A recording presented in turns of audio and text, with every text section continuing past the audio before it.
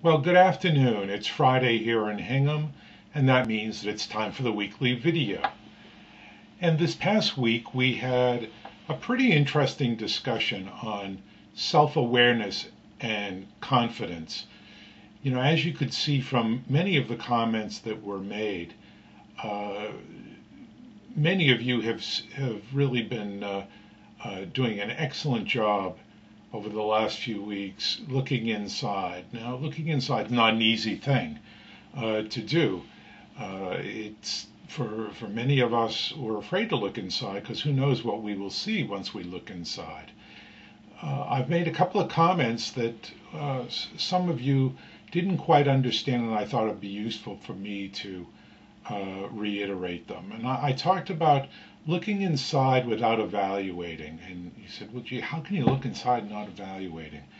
Well, the example I gave was to consider looking around and taking an inventory of what you see.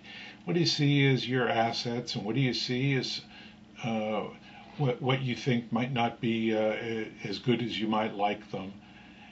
But more importantly, look at the situations where who you are, what your experiences are, and what that whole bundle is, what those experiences are that have served you in the past, and when some of the things that you have get in the way.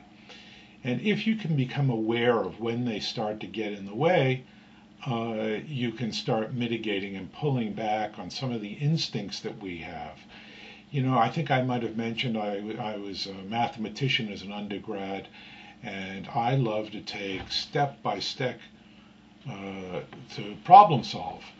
And you give me a problem, and you know I'll wrap myself around it and solve it. Uh, and by the way, I may be one of the first ones to solve it. Well, I have to be very careful of my knee-jerk reaction to be very analytical in things. I'm really proud of a lot of you for the active learning that's going on in this course and how you're applying it in your daily activities. Congratulations to those of you that have found this course of immediate value to you. We've had some excellent assignments in the last several weeks. The Straight Talk assignment, which was, I know, very challenging to most of you, and more recently, the authenticity note. I am going to probably tomorrow place in as an attachment to an email to you some samples from the students in the course of their work, so you can see actually how great some of the people have been in these assignments. Now, next week is we turn the corner this weekend and we start looking at passion and purpose.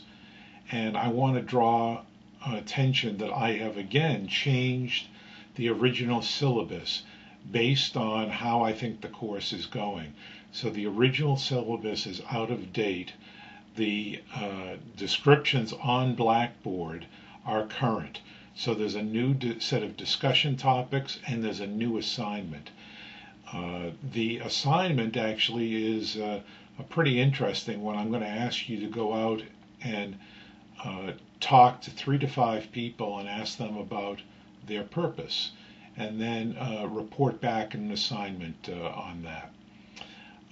Now we're all passionate about something, I hope. Boy, if if you can't find passion about something in your life, then there's something missing. There's something major missing. Some of us are actually passionate about our work, and cause us to actually jump out of bed and want to get to work because not only do we enjoy our work, but it seems to draw on something inside of us. And we'll talk about that in our discussions. Purpose is a different story. We're going to discuss both organizational purpose, much like Bose and Sherwin Greenblatt created an organization with a strong purpose. We'll look at that, and we'll look at individual purpose.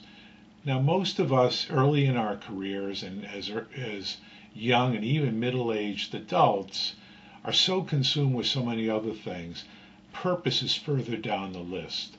But I guarantee you that as you turn the corner on 50 and start heading towards 60 years old, you will start asking yourself some new questions, one of which will be, why the heck am I here and what difference am I making in the world?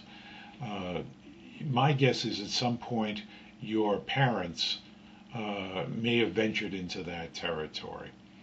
So, purpose is a very personal thing and something which many people try to find. Some people find it earlier, and some people, for some reason, never find it. Well, we're going to try to address that here.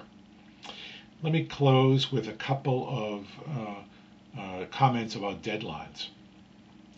Now, as you know, I try to start the week on Friday and then end the discussion for that week the following Friday.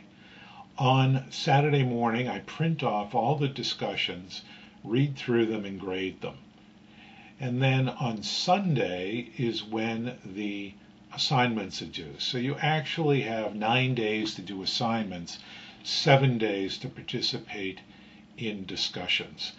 If for some reason you need more time, because you have other things going on in your life or you have some family emergency or whatever, please send me a Blackboard mail and we can discuss it and make arrangements.